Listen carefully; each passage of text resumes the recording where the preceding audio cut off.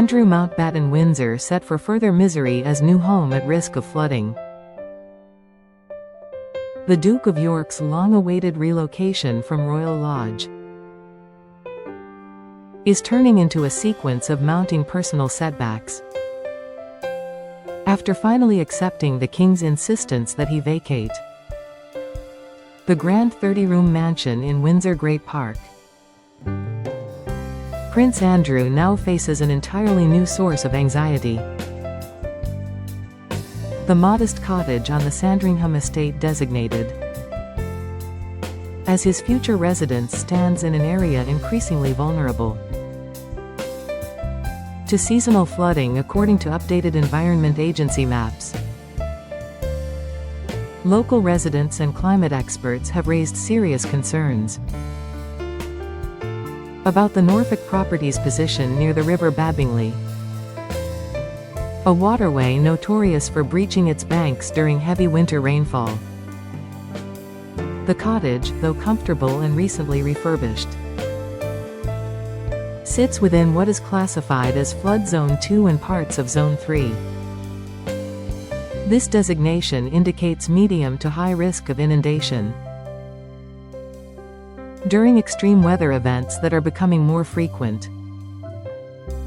Historical records show the Babingley overflowed significantly in 2013, 2018 and again in early 2021, causing widespread damage.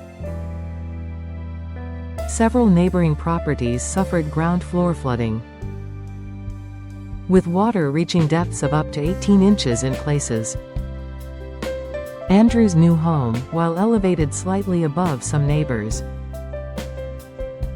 remains within the same flood plain according to the latest modeling. The Environment Agency's interactive flood risk portal, updated in late 2025, now colors the immediate area amber for surface water and river flooding probability over the next 30 years. Climate projections incorporated into those maps predict a 25% increase in extreme rainfall events across East Anglia by the 2050s under current emissions trajectories. For a man already stripped of titles, income and public role, the prospect of waking up to water lapping at the front door adds a layer of indignity few could have anticipated. Sources close to the Duke say he was informed of the flood risk only after the relocation had been formally agreed in principle. Initial briefings focused on the cottage's privacy, proximity to the main Sandringham house and reduced running costs. The flood vulnerability was apparently mentioned in passing as a manageable consideration, rather than a deal-breaker. Andrew reportedly expressed quiet disappointment, but felt he had little room left to negotiate further concessions. The King's determination to rationalize royal residences left no realistic alternative property immediately available. Buckingham Palace has declined to comment on the specific risk, referring inquiries to the Duchy of Lancaster, which manages Sandringham. A Duchy spokesperson issued a brief statement last week. All Sandringham properties comply fully with current building regulations, and appropriate flood resilience measures have been incorporated. They pointed to recent upgrades including raised floor levels, waterproof membranes and sump pumps installed in vulnerable areas. However, independent flood consultants consulted by several newspapers question whether those measures will prove sufficient against the kind of prolonged deluge now seen more regularly. One hydrologist, speaking on condition of anonymity, described the cottage's location as suboptimal in a warming climate. Even with defenses, properties in Zone 2 remain exposed. to surface water runoff and groundwater rise during prolonged rain. The expert explained. Insurance premiums for the property are understood to have risen sharply since the latest flood map revisions were published. Andrew, now funding his household entirely from private means, faces additional financial pressure at a time when resources are already stretched. Princess Beatrice and Princess Eugenie have been quietly supportive, visiting their father regularly during the transition period. Both daughters are said to be concerned about the flood risk, and have urged their father to press for further assurances. Beatrice, in particular, is understood to have contacted duchy officials to request a detailed flood mitigation plan. Sienna, Beatrice's young daughter, has continued to visit her grandfather, bringing drawings and small gifts for the new house. The little girl remains blissfully unaware of the broader anxieties surrounding the relocation and its potential complications.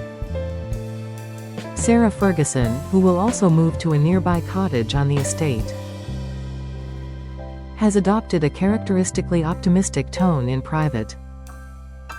Friends say she views the Norfolk countryside as peaceful and healing, and believes the family can adapt to whatever challenges arise.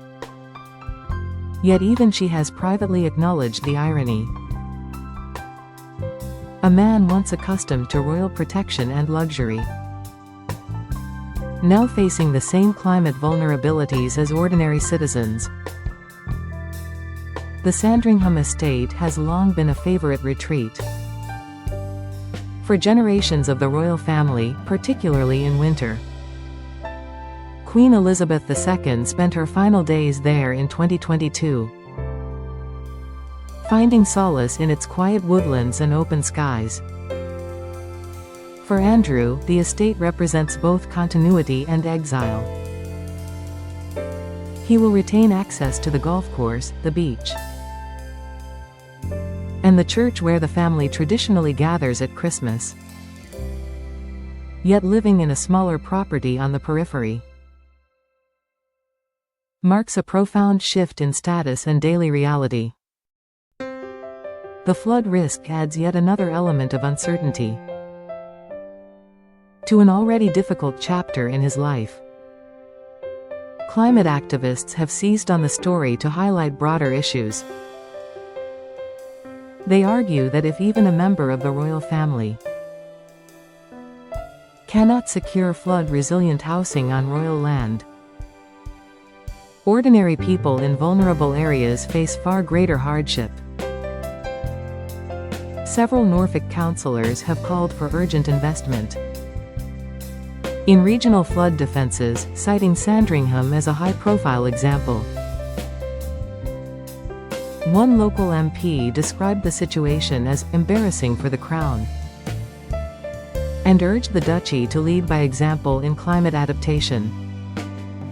The King himself has spoken passionately about environmental stewardship and the need for resilient infrastructure in rural communities.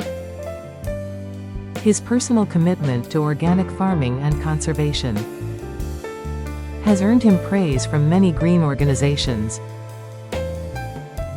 Critics now ask why similar foresight has not been applied to ensuring the safety and comfort of residents on his own estates. The Duchy of Lancaster, which administers Sandringham, maintains that all properties undergo regular risk assessments.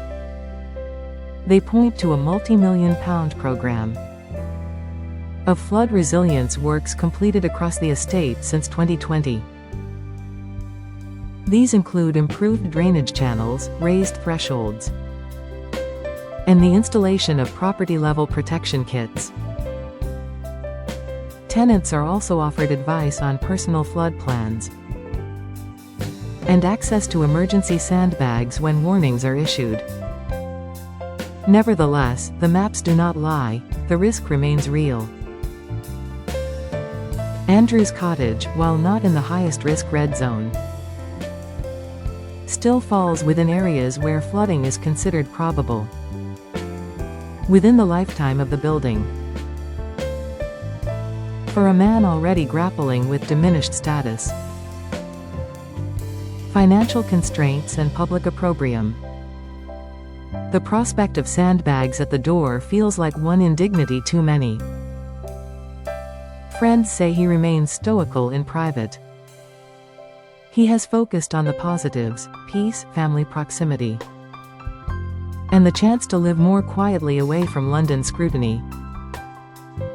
Yet the knowledge that heavy rain could turn his new home into a temporary island weighs heavily on his mind. Beatrice and Eugenie continue to offer practical help,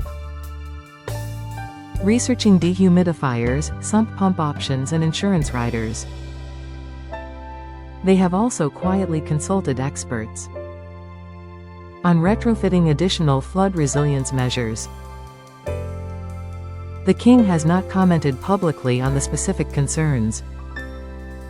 Palace aides insist the matter is one for the duchy management, and that the monarch does not intervene in operational decisions. As winter storms begin to gather over the North Sea, the Duke of York prepares to move into a house that may soon test his resilience in unexpected ways. The irony is sharp.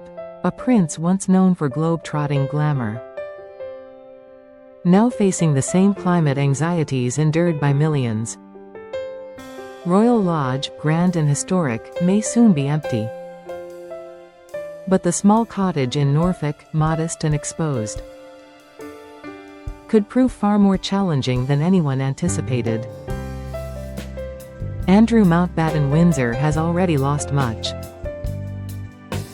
Now, even his new beginning arrives under a gathering cloud, or rather, under the threat of rising water.